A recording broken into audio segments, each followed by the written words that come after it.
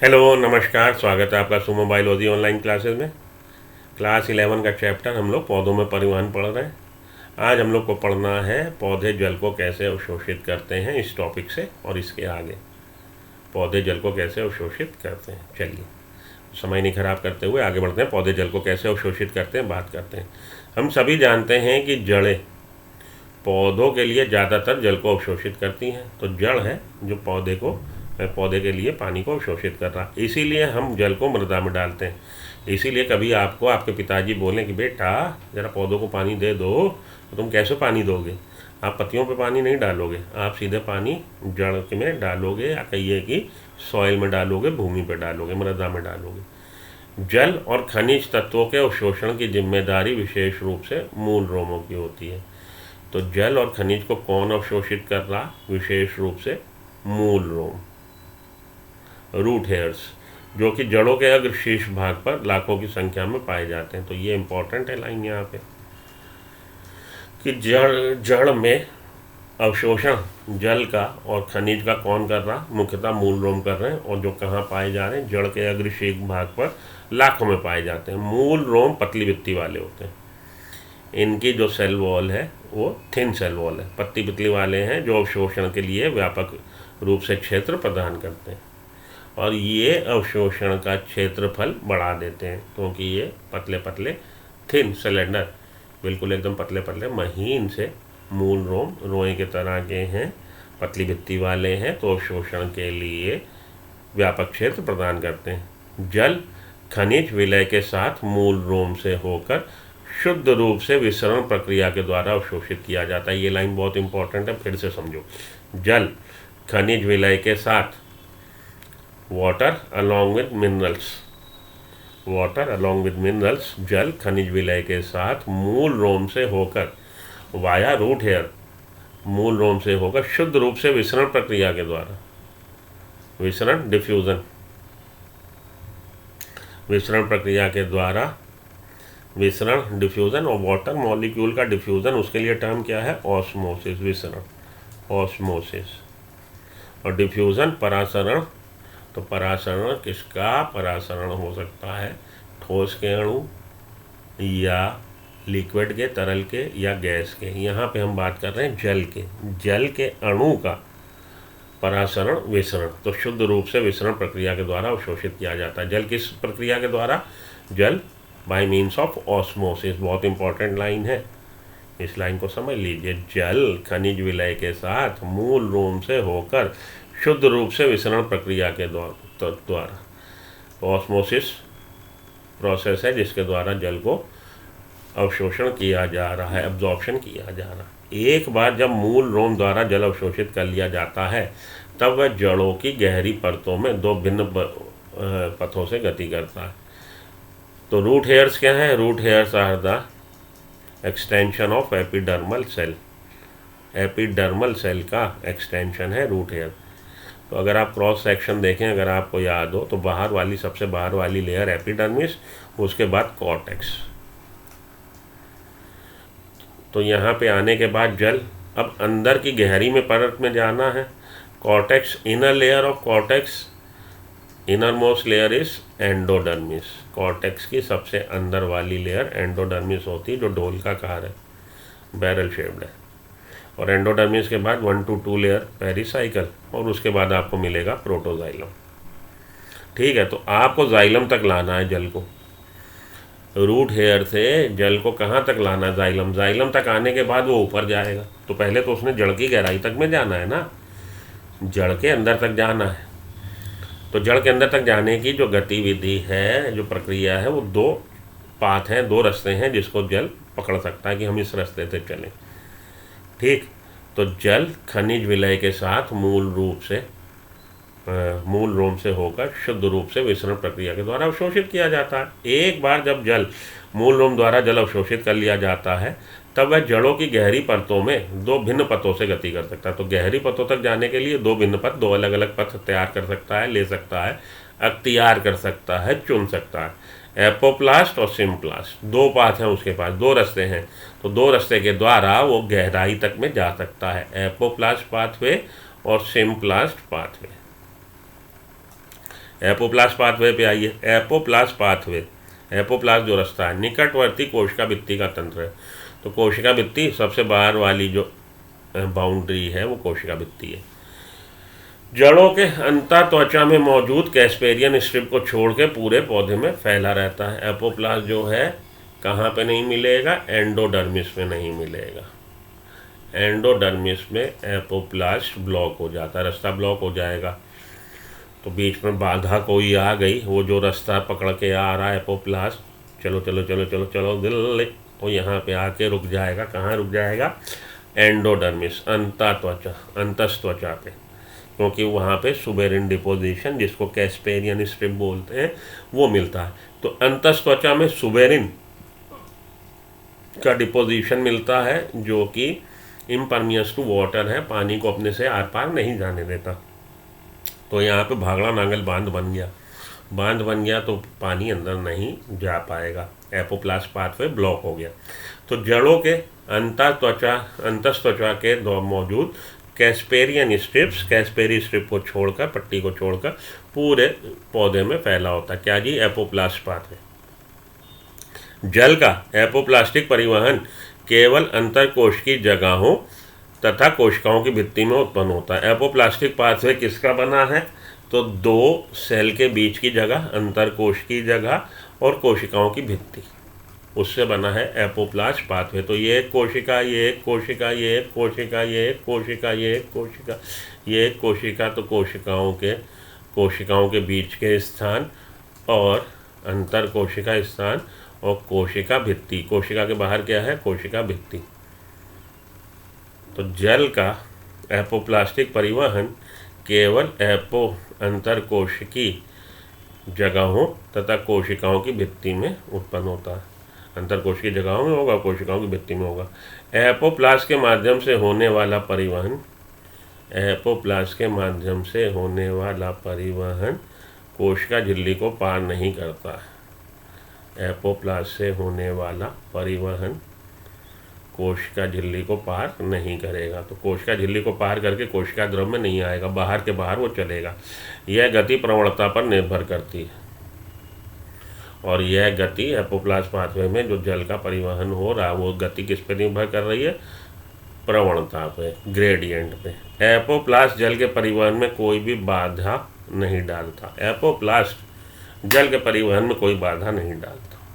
और एपोप्लास्ट बना किसका है? अंतरकोशिकीय स्थान और कोशिका भित्ति से बना है। केवल अंतरकोशिकीय स्थान और कोशिकाओं की भित्ति में बना है, से उत्पन्न होता है। एपोप्लास्ट माध्यम से होने वाला परिवहन, एपोप्लास्ट माध्यम में हमें जल को कोशिका भित्ति को पार नहीं करना पड़ता। तो कोशिका भित्ति को पार करके कोशिका द्रव में जल नहीं आएगा, बाहर के बाहर जाएगा। और यह गति और इसमें जो मूवमेंट हो रहा है वो ग्रेडियंट पे निर्भर है, प्रवणता पे निर्भर है। एपोप्लास्ट जल के परिवहन में कोई भी बाधा नहीं डालता, और जल परिवहन सामूहिक प्रवाह के माध्यम से होता है। और जल का जो परिवहन हो रहा है, मास फ्लो हो रहा है, सब चीज़ें एक साथ इकट्ठे एक साथ मूव हो रही हैं। जैसे ही जल अंतरकोशिकीय गुहा या वातावरण में वाष्पित होता है, और जल जब अंतरकोशिकीय स्पेस में, गुहा वो जो अंतरकोशिकीय स्थान है, वहाँ पे जल जब वाष्पित होगा या वातावरण में वाष्पित होगा, तो एपोप्लास्ट के सतत जल प्रवाह में तनाव पैदा होता है। तो पानी जब भाप बन के उड़ा वातावरण में, या पानी जब भाप बन के अंतरकोशिकीय स्थान में गया, तो एक नेगेटिव पुल डेवलप होता है, नेगेटिव प्रेशर डेवलप होता है। तो एपोप्लास्ट के सतत जल प्रवाह में जो एक कंटिन्यूअस जल कॉलम बना हुआ है, वाटर कॉलम बना हुआ है, जल प्रवाह जो बना हुआ है, उसमें तनाव, तो नेगेटिव हाइड्रोस्टैटिक प्रेशर से तनाव, ऋणात्मक जल विभव से, ऋणात्मक जल दाब से बनता है तनाव, और धनात्मक जल दाब से बनता है स्फीत दाब। तो तनाव उत्पन्न होता है। ये तनाव क्या करेगा? ये तनाव आसंजक व सशक्तिशीलता के कारण जल का सामूहिक प्रवाह होता है। सशक्तिशीलता व आसंजक, तो एडिशन, कोहेजन। सशक्तिशीलता का मतलब होता है जल के अणु आपस में एक दूसरे से जुड़ाव रखते हैं, तो उसको बोलते हैं सशक्तिशीलता। जल के अणुओं में आपस में एक दूसरे से जुड़ाव की नियति होती है, एक दूसरे से जुड़ना चाहते हैं। और जल पोलर सरफेस से भी जुड़ना चाहता है। जल और पोलर सरफेस के बीच में ऐसी सरफेस जिस पे कोई चार्ज हो, ऐसी सरफेस जिस पे कोई चार्ज हो, तो उसके साथ भी उसका लगाव होता है। तो जल का पोलर सरफेस के साथ जो लगाव है वो आसंजक लगाव कहलाता है। तो जल में आसंजक, कोहीजन और एडिशन और कोहीजन टेंडेंसी होती है। अतः आसंजक एवं सशक्तिशीलता के कारण जल का सामूहिक प्रवाह होता है। तो जल का एक अणु आगे जब बढ़ेगा तो पिछले अणु को अपने साथ खींचेगा, क्योंकि उनके बीच में सशक्तिशीलता है। इसी तरह से जब जल यहाँ से भाप बन के उड़ा, वो पीछे वाले को खींचेगा, पीछे वाला उसके पीछे वाले को, उसके पूरे का पूरा जल कॉलम, जल स्तंभ आगे बढ़ जाएगा। ठीक है जी। तो मेन चीज़ क्या है? मेन चीज़ है एपोप्लास्ट पाथवे किसका बना है? एपोप्लास्ट पाथवे अंतरकोशिकीय स्थान का और कोशिका भित्ति का बना है। एपोप्लास्टिक पाथवे में क्या कोशिका झिल्ली पार करनी पड़ती? नहीं करनी पड़ती। एपोप्लास्टिक पाथवे में मूवमेंट जो हो रहा है किसकी वजह से हो रहा है? जल विभव के कारण या प्रवणता के कारण हो रहा। तो प्रवणता के कारण हो रहा। और इसमें पूछा जाएगा कि भाई ये स्पीड कैसी है इसकी? तो स्पीड कोई बहुत इसमें तेज नहीं है, धीमी गति से होने वाला है। एपो की गति प्रवणता पर निर्भर करती है। और ये एपोप्लास्ट जल के परिवहन में कोई बाधा नहीं डालता है। जल परिवहन सामूहिक माध्यम से होता है, सामूहिक प्रवाह के माध्यम से होता है। और जल जब अंतरकोश की गुहा या वातावरण में वाष्पित होता है तो एपोप्लास्ट के सतत जल प्रवाह में तनाव उत्पन्न होता है। ठीक है जी। कहाँ पे ये एपोप्लास्ट पाथवे ब्रेक हो रहा है? एपोप्लास्ट पाथवे एंडोडर्मिस पे ब्रेक हो रहा है, जहाँ कैस्पेरियन स्ट्रिप्स हैं। एंडोडर्मिस अंतस्थ त्वचा पे मौजूद कैस्पेरियन स्ट्रिप को छोड़ के पूरे पौधे में एपोप्लास्ट फैला हुआ है। ये रास्ता तंत्र फैला हुआ है। अब सिम्प्लास्टिक पाथवे पे आइए, सिम्प्लास्टिक पथ पे या सिम्प्लास्टिक तंत्र पे। सिम्प्लास्टिक तंत्र अंतः संबंधित जीव द्रव का तंत्र है। अंतः संबंधित, आपस में एक दूसरे से संबंध बनाए हुए जीव द्रव का तंत्र है। सिम्प्लास्ट क्या है? अंतः संबंधित, इंटरकनेक्टेड, जो आपस में एक दूसरे से कनेक्टेड है, इंटरकनेक्टेड, अंतः संबंधित प्रोटोप्लाज्म का तंत्र है। पड़ोसी कोशिकाएं कोशिका लड़ी से जुड़ी होती हैं। तो कोशिकाएं आपस में, कोशिकाएं प्लाज्मोडेस्माटा से जुड़ी हुई हैं, कोशिका लड़ी से जुड़ी हुई हैं, जो कि जीव द्रव तंतु तक विस्तृत रूप से फैली रहती हैं और जिसमें प्लाज्मोडेस्माटा की सहायता से प्रोटोप्लाज्म आपस में कोशिकाओं का जुड़ा हुआ है। तो पड़ोसी कोशिकाएं कोशिका लड़ी से जुड़ी रहती हैं, जो कि जीव द्रव तंतु तक विस्तृत रूप से फैली रहती हैं। अब ये देखिए, ये इसने सिंबॉलिक रिप्रेजेंटेशन बनाया है प्लाज्मो। ये हो गया अंतरकोश की लड़ी और इससे इसका कोशिका द्रव और ये कोशिका द्रव आपस में कनेक्टेड है, कोशिका द्रव कनेक्टेड है। तो ये वाला पाथवे जो है, ये वाला सिम्प्लास्ट है, ये सिम्प्लास्ट है। ठीक है। और ये एपोप्लास्ट किसका बना? अंतरकोशिकीय स्थानों का तथा कोशिका भित्ति का। ये एपोप्लास्ट पाथवे है बाहर के बाहर। अब उसने झिल्ली पार नहीं करी, बाहर के बाहर चल रहा, बाहर के बाहर चल रहा, चलता चला जा रहा, चल रहा, कहाँ आके रुक गया आके यहाँ पे। ये कैस्पेरियन स्ट्रिप्स है और ये एंडोडर्मिस अंतस्थ त्वचा, वहाँ पे कैस्पेरियन स्ट्रिप जो सुबेरिन डिपोजिशन से बनी। अब उसको क्या करना पड़ेगा? कोशिका झिल्ली को पार करना पड़ेगा और सिम्प्लास्ट में आ जाएगा।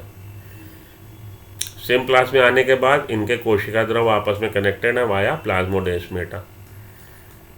तो पानी कहाँ तक आ जाएगा? पानी एंडोडर्मिस के बाद पेरिसाइकिल से फिर एक बार ये कोशिका झिल्ली को पार करेगा और जाइलम में आ जाएगा। ये सिम्प्लास्ट है।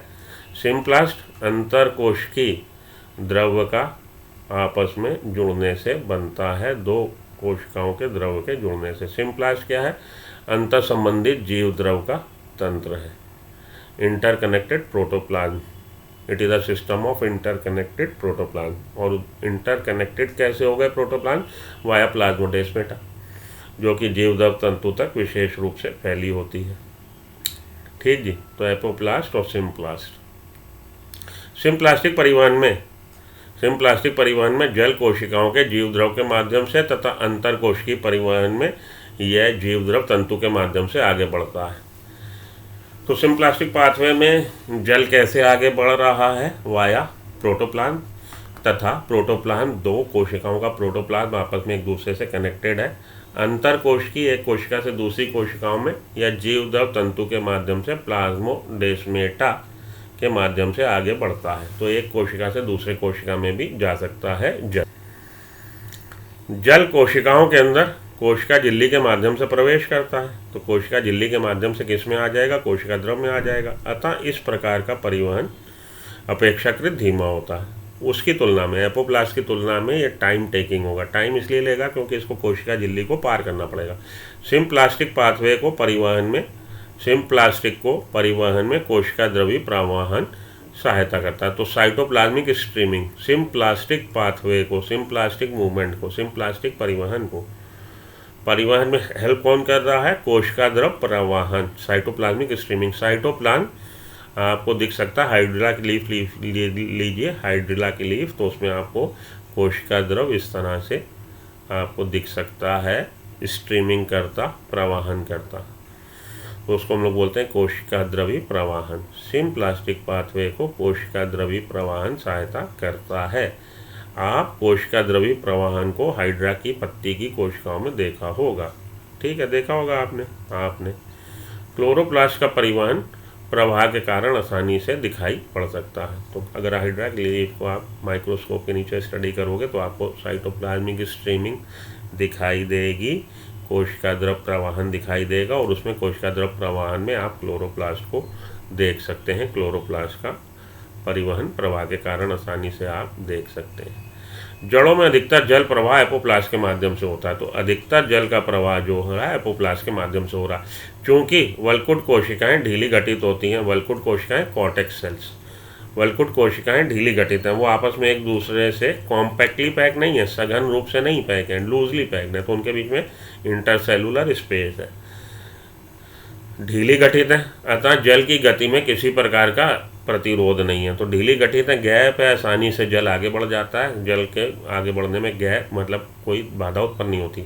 हालांकि वल्कुट की आंतरिक सीमा अंतस्त्वचा, तो inner most layer of cortex is endodermis, अंतस्त्वचा पानी के लिए अप्रवेश होती है, इम्परमेबल होती है, वहाँ पे पानी प्रवेश नहीं कर सकता क्योंकि सुबेरिन डिपोजिशन, सुबेरिन मैट्रिक्स मिल रहा, सुबेरिन डिपोजिशन मिल रहा है, जिसे कैस्पेरी स्ट्रिप कहा जाता है।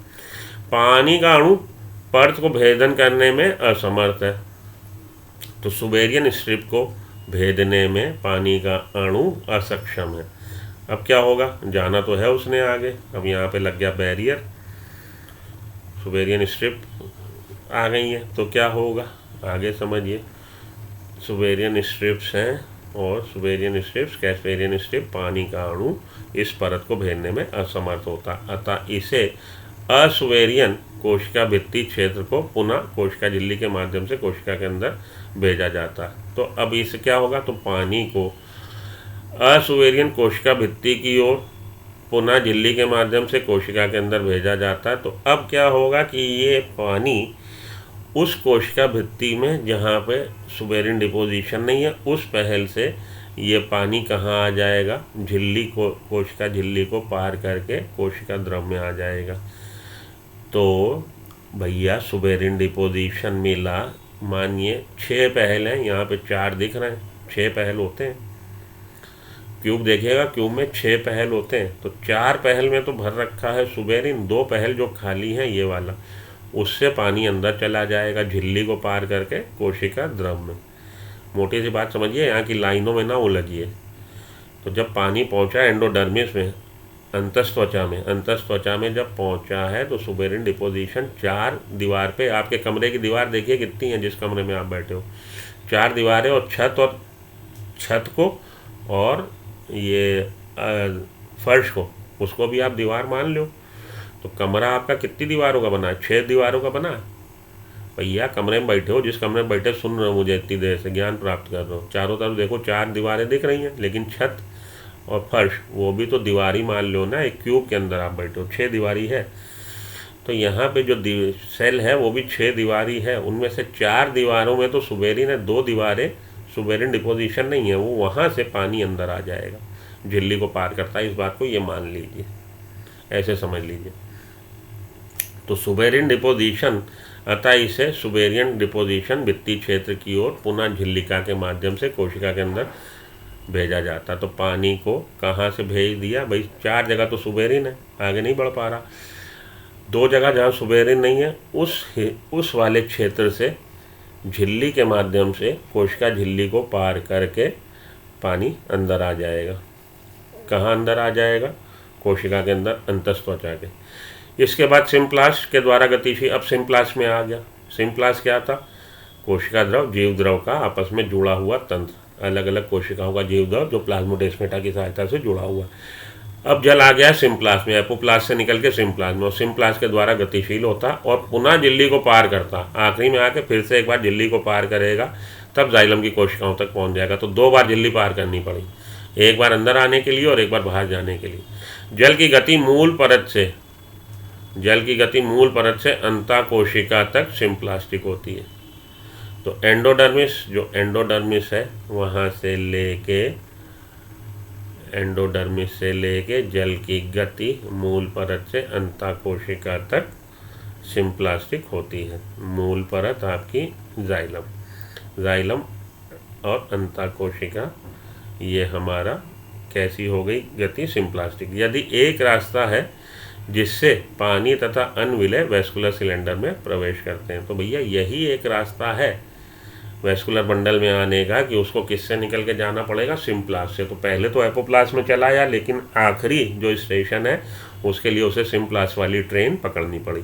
एक बार जाइलम माध्यम के भीतर पहुंचने पर, अब एक बार पानी पहुंच गया जाइलम के पास, जाइलम के अंदर, जल पुनः कोशिकाओं के बीच तथा उसके आर पार जाने के लिए स्वतंत्र होता है। अब जल अगेन एक बार जब वो जाइलम में आ गया तो एपोप्लास्ट पाथवे या सिम्प्लास्ट पाथवे कैसे भी हो, जल की कोशिकाओं के बीच में या उसके आर पार जाने के लिए फिर से स्वतंत्र है।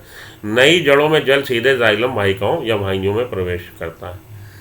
जो न्यूली फॉर्म रूट्स हैं, यंग रूट्स हैं, नई जड़ें हैं, उसमें पानी सीधे ही जाइलम में प्रवेश कर जाता है। यह जीवन रहित नलियाँ हैं, तो ये जो जाइलम की वाहिकाएँ या वाहिनिकाएँ हैं, ट्रैकिड्स या वेसल्स हैं, वो जीवन रहित, डेड है, और एक प्रकार से एपोप्लास्ट का हिस्सा भी है। एंड क्योंकि ये डेड हैं इसलिए इनको हम लोग एपोप्लास्ट का ही पार्ट मानते हैं। मूल संवहनी तंत्र में जल तथा खनिज आयनों का मार्ग निम्न चित्र 11.7 देख लीजिए। तो 11.4 चित्र देख लेते हैं हम लोग, 11.6 है, ये है 11.7। 11.7 ये देखिए जो मैंने भी बनाया था, ये आया रूट हेयर में। रूट हेयर के बाद ये एपोप्लास्ट, बाहर के बाहर, अंदर नहीं आ रहा, बाहर के बाहर, बाहर के बाहर, बाहर के बाहर, बाहर। एंडोडर्मिस में अब देखिए ये है सुबेरियन डिपोजिशन। तो अब इसको सेल के अंदर आना पड़ेगा, और सेल के अंदर आने के बाद कनेक्टेड है, कहाँ तक पहुँच गया, जाइलम तक पहुँच गया। जाइलम में आने के बाद वो फिर से फ्री है, भले एपोप्लास्ट पाथवे ले लो, भले सिम्प्लास्ट पाथवे ले लो। तो एपोप्लास्ट और सिम्प्लास्ट को अच्छे से समझ लीजिएगा, एंडोडर्मिस कैस्पेरियन स्ट्रिप्स को समझ लीजिएगा, ठीक है जी, ओके। तो नई जड़ों में सीधे जाइलम की वाहिकाओं वाहिनियों में आ सकता है। ये जीवन रहित नलिकाएँ, वाहिकाएँ, वाहिनियाएँ, वाहिकाएँ और वाहिकाओं और वाहिनिकाएँ कैसी हैं, डेड हैं। कुछ पौधों में अतिरिक्त संरचना जुड़ी होती है, कुछ पौधे ऐसे हैं, हाई प्लांट्स ऐसे हैं जिनमें आपको अतिरिक्त संरचनाएं मिल सकती हैं जो उन्हें जल व खनिजों के अवशोषण में मदद करती हैं। और ये रचनाएं जो हैं जड़ों को मदद कर रही हैं जल को अवशोषण करने में और खनिज को अवशोषण करने में। माइकोराइजा जड़ के साथ फफूंदी का सहजीवी संगठन है। माइकोराइजा क्या है पूछा जाता, mycorrhiza is the symbiotic association of fungi with roots of higher plant. Fungi and roots of higher plant. Fungi कवक और हायर प्लांट्स उच्च पादप। तो माइकोराइजा जड़ के साथ उच्च पादप की जड़ें, फफूंदी कवक का सहजीवी संगठन। सहजीवी जब दो ऑर्गेनिज्म, दो जीव एक दूसरे के सानिध्य में रहे और दोनों एक दूसरे से फायदा लें, उसको बोलते हैं सहजीवन, सहजीवी। तो फफूंदी या कवक तंतु नई जड़ों के आसपास नेटवर्क बनाते हैं। फफूंदी या हमारा कवक तंतु हाइफा जिसको हम लोग बोलते हैं, वो नई जड़ों के आसपास एक उसने नेटवर्क जाल बना लिया, या ये मूल कोशिका में प्रवेश कर जाते हैं। या तो उसने नेटवर्क के आसपास जाल बना लिया या ये मूल कोशिका में प्रवेश कर गए। कवक तंतु का एक बड़ा व्यापक तल क्षेत्र होता है, क्योंकि ये लॉन्ग सिलेंडर, एक लंबा पतला कृष्णकाय रचना है, तो इसका जो है सरफेस एरिया बहुत व्यापक है, एक बड़ा व्यापक सरफेस एरिया है, जो भूमि से खनिज आयन व जल को मूल की अपेक्षा अधिक मात्रा में अवशोषित कर लेता है, क्योंकि इसका एब्जॉर्प्शन एरिया, सरफेस एरिया व्यापक तल क्षेत्र है। उसकी सहायता से, व्यापक तल क्षेत्र की वजह से यह जड़ की तुलना में भूमि से ज़्यादा अच्छी तरह से जल व खनिज को अवशोषण कर लेता है। यह कवक जड़ को जल व खनिज उपलब्ध कराते हैं। सहजीवन कर रहे हैं तो इस कवक का क्या काम है, ये जड़ को जल व खनिज उपलब्ध करा रहा है, और उससे बदले में क्या ले रहा, बदले में जड़ भी माइकोरिज़ा को शर्करा व नाइट्रोजन समाहित यौगिक प्रदान करता है। और जड़ उसको क्या दे रहा, तो भैया कवक उसको दे रहा है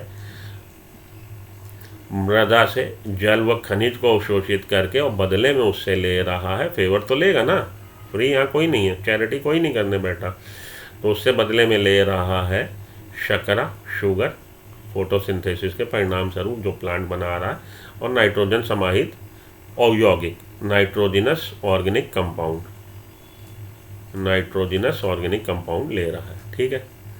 कुछ पौधों का माइकोरिज़ा के साथ का अविकल्पी संबंध होता है। कुछ पौधे ऐसे हैं जो माइकोरिज़ा के साथ ऑब्लिगेट एसोसिएशन, अविकल्पी, कि उनका कोई विकल्प नहीं है, मेरा पति सिर्फ मेरा है, देवता है, उसका उसके बगैर काम नहीं चल रहा। कुछ पौधों का माइकोरिज़ा के साथ अविकल्पी संबंध है, अनकंडीशनल। उदाहरण के लिए माइकोरिज़ा की उपस्थिति के बिना चीड़ के बीज का ना तो अंकुरित हो सकता है ना ही स्थापित हो सकता है। तो पाइनस सीड ना तो अंकुरित होगा, जर्मिनेशन नहीं करेगा, ना इट गेट इस्टेब्लिश।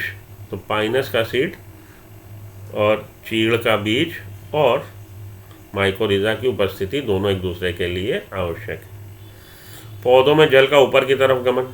चलिए, अभी हमने देखा कि पौधे मृदा से जल को कैसे अवशोषित करते हैं। कैसे अवशोषित करते हैं? विसरण के द्वारा।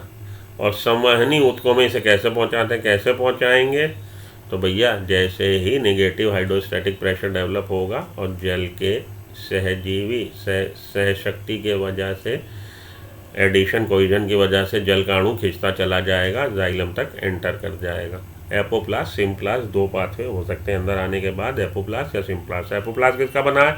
एपोप्लास्ट बना है अंतरकोशिकीय स्थान का व कोशिका भित्ति का, जबकि सिम्प्लास्ट किसका बना है? इंटरकनेक्टेड प्रोटोप्लाज्म का, सेल्स के आपस में संबंधित कोशिका द्रव या जीव द्रव के कारण, और जिसमें हेल्प कौन कर रहा? प्लाज्मोडेस्माटा। तो संवहनी ऊतक तक पहुंच गया। अब हम ये समझने व जानने की कोशिश करते हैं कि जल पौधे के विभिन्न भागों तक। तो भैया जल पौधे की गहराई में, पौधे के अंदर तक, जड़ के अंदर तक तो आ गया, अब हमें ऊपर चढ़ाना है। पहले वो जल कहाँ था? सॉइल में। सॉइल से जड़ की बाहरी कोशिकाओं से डेप्थ में जाइलम तक आ गया, अब हमें ऊपर चढ़ाना है, उसकी बात कर रहे हैं।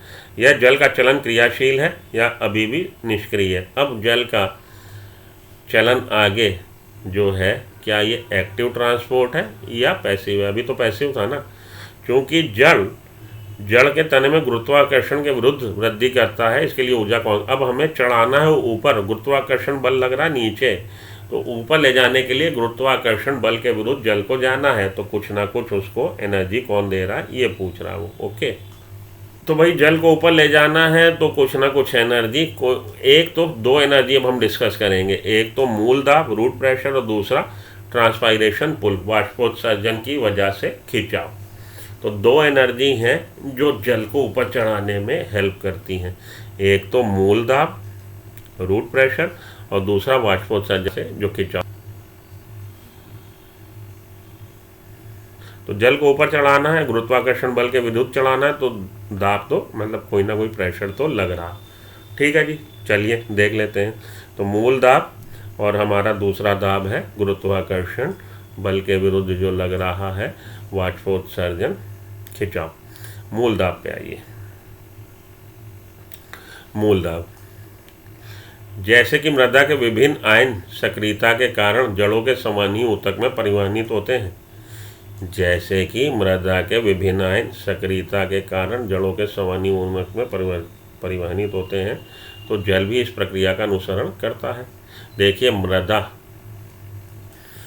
मृदा के विभिन्न आयन, मृदा में आयन है, खनिज है। आयन हमारा आयन हो सकता है, फॉस्फेट हो सकता है, सल्फेट हो सकता है, अमोनियम हो सकता है, नाइट्राइट हो सकता है, नाइट्रेट हो सकता है। तो ये आयन, पोटेशियम हो सकता है, ठीक है जी। तो कई सारे हैं, आयरन हो सकता है फेरस या फेरिक फॉर्म में। सारे इसमें से आयन पौधे के अंदर ज़्यादातर आयन कैसे आते हैं? एक्टिव ट्रांसपोर्ट से। तो आयन जब एक्टिव ट्रांसपोर्ट से आया, आयन सक्रियता के कारण जड़ों के संवहनी ऊतक में आया, प्रवहनित होते हैं, तो जड़ भी इस प्रक्रिया का तो जल भी पीछे पीछे आएगा, क्योंकि आयन को जब एब्जॉर्व कर लिया, आयन के एब्जॉर्व होने से क्या होगा? वाटर पोटेंशियल कम हो जाएगा। रूट हेयर का, एपिडर्मल सेल का वाटर पोटेंशियल कम हो जाएगा। वाटर पोटेंशियल कम होगा, water will follow ion. Ion के पीछे पीछे, तेरे पीछे पीछे सात समुंदर आ गई। तो वही बात की है, जब आयन अंदर आए तो पीछे पीछे पानी भी आ जाएगा। जल भी इस प्रक्रिया का अनुसरण करता हुआ विभव प्रवणता से अंदर आ जाएगा, इसी प्रक्रिया का अनुसरण करता है। तथा जाइलम के अंदर दाब बढ़ता है। पानी अंदर आ रहा तो जाइलम में पॉजिटिव प्रेशर बिल्टअप हो रहा है, टर्गर प्रेशर बिल्टअप हो रहा है। यह पॉजिटिव प्रेशर ही मूल दाब कहलाता है। तो मूल दाब क्या है? कि मूल ने एब्जॉर्व किए आयन, कहाँ से? मृदा से। मृदा से आयन जब एब्जॉर्व किए तो मूल रोम और एपिडर्मल सेल में आयन के आने से जल विभव कम हुआ, जल भी पीछे पीछे आ गया। जल के आने से मूल दाब, पॉजिटिव हाइड्रोस्टैटिक प्रेशर, धनात्मक हमारा जल दाब बढ़ा, और यह धनात्मक दाब ही मूल दाब कहलाता है। और तने में कम ऊंचाई तक जल को ऊपर भेजने के लिए उत्तरदायी होता है। और ये मूल दाब मॉडरेट पुश, एक ठीक ठाक मात्रा में, हल्के फुल्की मात्रा में प्रेशर जनरेट करेगा, और पौधे में कुछ हाइट तक, सम हाइट, कुछ फुट तक पानी चढ़ाने में उत्तरदायी, रिस्पॉन्सिबल है। Only for very short height. हम कैसे देख सकते हैं कि मूल दाब विद्यमान है? अब हम इस चीज़ को कैसे मान लें? आपने तो बता दिया सर, हम क्यों माने मूल दाब विद्यमान है, हम कैसे जाने? इसके लिए एक छोटा सा नरम तने वाला पौधा चुने, कोई भी शाक सब्जी वाला, शाक आप नरम तने वाला पौधा चुने, और जिस दिन वातावरण में पर्याप्त आर्द्रता हो, वातावरण सूखा ना हो, पर्याप्त उसमें मॉइस्चर हो, उस दिन आप प्रातःकाल के समय तने के नीचे क्षैतिज दिशा में तीखे ब्लेड से काटें। तो प्रातःकाल ऐसे समय जब वातावरण में पर्याप्त मात्रा में ह्यूमिडिटी है, आर्द्रता है, तो ये जो तना आपने बिल्कुल कमज़ोर कहिए कि आपने नरम तने वाला पौधा चुना, तो तने को बिल्कुल उसके निचले लेवल पे, मतलब मृदा से केवल कुछ 6-8 इंच ऊपर, उसको आप ब्लेड से काटें, क्षैतिज दिशा में उसे तीखे ब्लेड से काटें। आप जल्दी देखेंगे कि उस कटे हुए तने पर द्रव की कुछ मात्रा ऊपर की ओर उठाती है। तो जो आपने तना काटा है वहाँ पे आप देखेंगे कि पानी ऊपर की तरफ आपको आता दिखाई देगा, ऊपर उठाता। यह द्रव सकारात्मक मूल दाब के कारण आता है। तो ये जो पानी ऊपर आ गया तने के कटे हुए हिस्से से, वो मूल दाब, पॉजिटिव रूट प्रेशर की वजह से आ गया। यदि आप उस तने में एक रबड़ की पतली नली चढ़ा दें, अब आपने एक पतली सी रबड़ की नली चढ़ा दी, उस रबड़ की नली में पानी इकट्ठा हो जाएगा, तो आप इसकी दर को, तो आप रूट प्रेशर की वजह से ये जो द्रव स्रावित हो रहा, उसकी दर को, रेट को आप माप सकते हैं। और स्रावित द्रव के कारकों की अगर आप उसकी केमिकल एनालिसिस करवा लें, तो आपको उसमें जो जो चीज़ें मिल रही हैं उसका भी आइडिया लग जाएगा। तो मूल दाब का प्रभाव रात तथा सुबह के समय भी देखा जा सकता है। मूल दाब का प्रभाव रात के समय, सुबह के समय भी। तो रात और सुबह का समय, दोपहर क्यों नहीं बोल रहे? क्योंकि दोपहर में वाष्पोत्सर्जन की दर, सूरज की गर्मी ज़्यादा होगी, वातावरण शुष्क होगा, तो पानी बूंद के रूप में आए, इतना ज़्यादा उसमें से वाष्पोत्सर्जन हो रहा होगा कि पॉजिटिव रूट प्रेशर उतना नहीं जनरेट हो पाएगा कि आपको पानी बूंद के रूप में दिख जाए। तो आपको ये प्रक्रिया कब करनी है? आपको प्रक्रिया करनी जब आर्द्रता भरपूर हो, और सुबह का समय या शाम का समय हो, क्योंकि उस समय वाष्पोत्सर्जन की दर कम होती है। और अतिरिक्त पानी घास के तिनकों की नोक पर विशिष्ट छिद्रों से स्रावित जल बूंदों के रूप में लटकने लगता है। तो आप देख सकते हैं इसको, कब देख सकते हैं? सुबह के समय या शाम के समय। तो सुबह या शाम के समय जब वाष्पोत्सर्जन की दर कम होती है, तो आप रूट प्रेशर की वजह से पानी का जो रिसाव हो रहा है, उस अतिरिक्त पानी को आप घास के तिनकों की नोक पे, तो घास के तिनके की नोक पे देखिए, जो हम लोग बोलते हैं कि भाई ये ड्यू आ गई है, या अतिरिक्त पानी जो आ गया, जिसको कि हम लोग ओस बोल देते हैं, तो तिनके की नोक पे जो पानी आ गया है, विशेष छिद्रों से स्रावित होकर जल बूंदों के रूप में टपकने लगा है। इस प्रकार के द्रव के रूप में पानी का क्षय गटेशन कहलाता है, बिंदुस्राव कहलाता है। तो उसको हम लोग बिंदुस्राव या गटेशन बोलते हैं। तो guttation is the manifestation of root pressure. Guttation किसकी वजह से हो रहा है? Root pressure. और रूट प्रेशर क्यों डेवलप हो रहा? एक्टिव एब्जॉर्प्शन के कारण। सक्रिय पानी अब्जॉर्प्शन के कारण पॉजिटिव रूट प्रेशर डेवलप होता है और रूट प्रेशर कारण बन रहा गटेशन का, बिंदुस्राव का गटेशन। गटेशन क्या है? तो घास की पतली पतली है जो आपकी कहिए कि पत्तियां हैं या लीव्स हैं कह लीजिए, घास के तिनके, इसकी बिल्कुल नोक पे देखिए पानी की बूंद आपको सुबह के समय या शाम के समय दिखेगी। तो घास की तिनकों पर, नोक पर विशेष छिद्रों से हाइडाथोट्स होते हैं। ये हाइडाथोट्स, ये विशेष छिद्रों का नाम हाइडाथोट्स होता है, लिख लीजिएगा। हाइडाथोट्स से पानी बूंदों के रूप में निकलता है, बाहर लटकने लगता है, जिसको कि हम लोग गटेशन या बिंदुस्राव बोलते हैं। गटेशन या बिंदुस्राव से क्वेश्चन आ सकता है, लिख लीजिए। आगे चलता हूँ। जल परिवहन की कुल क्रिया में मूल दाब केवल एक साधारण दाब ही प्रदान कर सकता है। तो जल परिवहन की मतलब टोटल इनऑल अगर हम बोलें कि जल परिवहन ऊपर की तरफ जो जल चल रहा है उसमें मूल दाब केवल एक साधारण दाब ही प्रदान करता है। इसका कोई बहुत बड़ा रोल नहीं है, मतलब मेन हीरो नहीं है, पिक्चर का साइड हीरो है। या उच्च वृक्षों में पौधे ऊर्जा जल के चलन में इसकी कोई मुख्य भूमिका नहीं होती। जो बहुत बड़े बड़े पौधे हैं 10 फीट, 20 फीट, 40 फीट, 50 फीट, उसमें ये मुश्किल से 6-8 इंच, 10-12 इंच तक की ही मॉडरेट पुश कर सकता है। तो इतने लंबे लंबे पौधों में इसका कोई बहुत ज़्यादा महत्व नहीं है। मूल दाब का व्यापक योगदान अगर देखा जाए तो जाइलम में पानी के अणुओं की निरंतर कड़ी को रूप में स्थापित करने में हो सकता है। तो अगर हम बोलें कि इसका फिर रोल क्या है, इसका रोल ये है कि जल के अणु जो जाइलम की ट्रैकिडिया वेसल में जो जल का स्तंभ बना हुआ उसके बीच में एयर ना आ जाए, ये सतत रहे, ये जल स्तंभ सतत रहे। तो उसमें एक ये रोल ये प्ले करता है कि ये इसको टूटने नहीं देता जल स्तंभ को। तो इसका मुख्य रोल क्या है? व्यापक योगदान जाइलम में पानी के अणुओं की निरंतर कणी के रूप में स्थापित करने में होता है, स्थापित रखने में सहायक हो सकती है, जो कि अक्सर वाष्पोत्सर्जन के द्वारा पैदा किए गए वृहद तनाव के कारण टूटती है। क्योंकि ऊपर से आप बहुत तेज़ी से अगर खींच रहे हो, ये जो सतत जल कॉलम बना है, तो कई बार उस जल कॉलम में ये जो पानी के अणुओं में हवा आ जाती है, एयर आ जाती है, जल कॉलम ब्रेक हो जाता है। भाई आपने खींची कड़ी तो पानी का अणु जो चला ऊपर और निचले वाले अणु से उसने जो उनके बीच में जोड़ की फेविकोल का जो जोड़, अगर आपने ज़्यादा जोड़ लगा दिया तो टूट जाएगा, पानी का अणु अलग हो जाएगा, वहाँ पे एयर आ जाएगी। नीचे से अगर दाब ये लग रहा है तो ये जो वाटर कॉलम में एयर आ गई ये उसको फिर से रिमूव कर देता है और एक सतत वाटर कॉलम बना रहता है। ये इसका काम है। फिर से समझ लीजिए, मूल दाब का व्यापक योगदान क्या है? मूल दाब का जाइलम में पानी के अणुओं को निरंतर कणी के रूप में स्थापित करने में होता है, जो कि अक्सर वाष्पोत्सर्जन के द्वारा पैदा किए गए सतत तनाव के कारण टूटती रहती है। अधिकांश जल को परिवहन करने में मूल दाब का कोई अर्थ नहीं है। तो ज़्यादातर वैसे क्या है कि भाई वाटर का जो कंडक्शन हो रहा है उसमें रूट प्रेशर का कोई बहुत ज़्यादा रोल नहीं है। हाँ, to maintain the water column, continuity of the water column.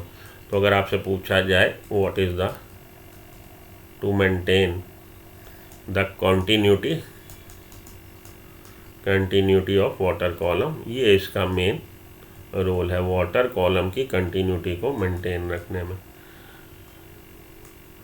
Water column जल स्तंभ की निरंतरता बनाए रखने में इसका रोल होता है रूट प्रेशर का। अधिकतर पौधों की आवश्यकता वाष्पोत्सर्जित खिंचाव से पूरी होती है। तो मुख्य रोल किसका? वाष्पोत्सर्जन खिंचाव का है। दो तरह के प्रेशर लग रहे हैं, वाष्पोत्सर्जन खिंचाव। आइए, प्राणियों की भांति परिसंचरण तंत्र नहीं होता पौधे में, सर्कुलेटरी सिस्टम नहीं, इसके बावजूद जाइलम के माध्यम से जल का ऊपरी बहाव पर्याप्त उच्च दर से लगभग 15 मीटर प्रति घंटे तक हो सकता है। तो जाइलम के माध्यम से जो पानी के ऊपर जाने की दर है ये 15 मीटर प्रति घंटे, 1 घंटे में 15 मीटर चढ़ा देगी। इतना ज़्यादा प्रेशर है, वाष्पोत्सर्जन खिंचाव इतना ज़्यादा है कि 1 घंटे में 15 मीटर तक की ऊंचाई तक पानी को चढ़ाया जा सकता है। ये गति कैसे होती है, ये एक पेचीदा पेच है, सवाल है, आज तक सवाल ही बना हुआ है। ये अपने आप में एक कॉम्प्लेक्स, एक रहस्यमयी बात है जो अभी तक सवाल बना हुआ है। पौधे के द्वारा पानी ऊपर की तरफ धकेला जाता है या ऊपर से खींचा जाता है। देखिए ए और बी, ये थी रूट और ये है लीफ। तो ए से बी, ये तो हमें पता है कि रूट से लीफ तक पहुंचाना है, तो या तो इधर से हम धक्का मार दें और या इधर से हम खींच लें। या तो इधर से आप धक्का मार दीजिए ऊपर की तरफ और या ऊपर खड़े होके खींच लीजिए। तो या तो धकेला जा रहा है या ऊपर से खींचा जा रहा है। अधिकांश शोधकर्ता ये मानते हैं पौधे द्वारा पानी मुख्यतः खींचा जाता है। तो ज़्यादातर आज की तारीख में फिलोसफर, ज़्यादातर बायोलॉजिस्ट ये मानते हैं कि इट इज़ पुल्ड, ऊपर से खींचा जा रहा, पुल्ड फ्रॉम अपवर्ड, ऊपर से खींचा जा रहा। पौधे द्वारा पानी मुख्यतः खींचा जाता है। इसकी संचालन शक्ति पत्तियों में वाष्पोत्सर्जन की प्रक्रिया, और यहाँ पे ये खींचने के लिए जो दबाव या जो बल मिल रहा है वो वाष्पोत्सर्जन के कारण मिल रहा है कि पत्तियों से पानी भाप बन के उड़ रहा है और उसकी वजह से वाष्पोत्सर्जन खिंचाव पैदा हो रहा, उसकी वजह से ये पानी ऊपर की तरफ खींचा जा रहा, ऐसा माना गया है। इसे जल परिवहन का संयन, तनाव, वाष्पोत्सर्जन खिंचाव मॉडल के रूप में प्रस्तुत किया गया है। ठीक है जी। तो ट्रांसपायरेशन पुल थ्योरी इसको हम लोग बोलते हैं, जो डिक्सन एंड जॉली ने दी थी। डिक्सन एंड जॉली साइंटिस्ट, याद रखिएगा, आपकी बुक में नाम नहीं दे रखा। Dixon and Joly scientist propose the transpiration pull theory. Transpiration pull theory. आइए, इसे जल परिवहन का संयोजन, तनाव, वाष्पोत्सर्जन खिंचाव, संयोजन, तनाव, cohesion, tension, transpiration pull theory model के रूप में प्रस्तुत किया जाता है। परंतु वाष्पोत्सर्जन खिंचाव को कौन जनित कर रहा है, लेकिन ये वाष्पोत्सर्जन खिंचाव कैसे उत्पन्न हो रहा है इसको समझिए। पौधों में जल अस्थायी है, ट्रांजिशन फेज में है, स्थायी नहीं है, आ रहा जा रहा। प्रकाश संश्लेषण और वृद्धि के लिए पत्तियों में पहुंचने वाले पानी का 1% से भी कम प्रयोग होता है। तो पत्तियों तक जो पानी पहुंच रहा है उसमें से केवल 1% से भी कम फोटोसिंथेसिस में यूज़ हो रहा है। तो फोटोसिंथेसिस में पानी का यूज़ होता है, ये हम लोग आगे पढ़ेंगे। 6CO2 + 12H2O, जो फोटोसिंथेसिस की C6H12O6 + 6H2O + 6O2। तो पानी का यूज़ होता है फोटोसिंथेसिस में। तो पानी जो यूज़ हो रहा है फोटोसिंथेसिस में, जितनी भी मात्रा ऊपर पहुंच रही पानी की, उसका लेस देन 1% यूज़ हो रहा है। पानी की अधिकतर मात्रा पत्तियों में रंध्र द्वारा उड़ा दी जाती है। तो ज़्यादातर पानी यहाँ से पत्तियों में स्टोमेटा है, वहाँ से भाप बन के उड़ता है। जल की यह क्षति वाष्पोत्सर्जन, और जल की ये जो लॉस हो रहा है, पानी जो भाप बन के उड़ रहा है, उसको वाष्पोत्सर्जन बोल रहे हैं। आपने पिछली कक्षाओं में वाष्पोत्सर्जन का अध्ययन एक स्वस्थ पादप को पॉलीथीन के अंदर रखकर और उसके अंदर की सतह पर जल की सूक्ष्म बूंदों पर अवलोकन करके किया होगा। पत्ती पे आप लगा दीजिए पॉलीथीन, तो पॉलीथीन के अंदर पानी इकट्ठा हो जाएगा, आपको समझ में आ जाएगा कि वाष्पोत्सर्जन होता है। आप पत्ती से पानी की इस कमी की प्रक्रिया को कोबाल्ट क्लोराइड पेपर द्वारा कर सकते हैं, जिससे रंग पानी अवशोषित करने पे बदल जाता है। तो पत्ती पे अगर आप कोबाल्ट क्लोराइड पेपर रख देंगे तो जैसे ही पानी भाप बन के उड़ेगा, कोबाल्ट क्लोराइड पानी की उपस्थिति में अपना रंग बदल लेता है। रंग बदलना कोबाल्ट क्लोराइड का इस बात का द्योतक है कि पानी पत्ती से भाप बन के उड़ रहा। यहाँ तक आने के बाद अब मैं अपनी वाणी को विराम देता हूँ। वाष्पोत्सर्जन, ट्रांसपायरेशन और इससे रिलेटेड आपके अगले उसमें पढ़ता हूँ मैं। ठीक है जी। तो यहाँ तक के आप लगा लीजिए अपने क्वेश्चंस वगैरह। मिलता हूँ आपसे ब्रेक के बाद। अच्छी तरह से इसको पढ़ लीजिए। एपोप्लास्ट सिम्प्लास्ट इम्पॉर्टेंट है, इम्बिबिशन इम्पॉर्टेंट है। एपोप्लास्ट सिम्प्लास्ट अच्छे से पढ़ लीजिए, उससे रिलेटेड क्वेश्चन आपको मिल सकता है। एपोप्लास्ट सिम्प्लास्ट, कैस्पेरियन स्ट्रिप बहुत ज़्यादा कई बार आ चुका। कैस्पेरियन स्ट्रिप, एंडोडर्मिस पढ़ लीजिए। तो इनको पढ़िए आप। रूट प्रेशर में गटेशन आ सकता है, पढ़िए आप। इतना पढ़िए, क्वेश्चन लगाइए। मिलता हूँ ब्रेक के बाद आपसे। Till then good luck, goodbye, have a nice day, thank you.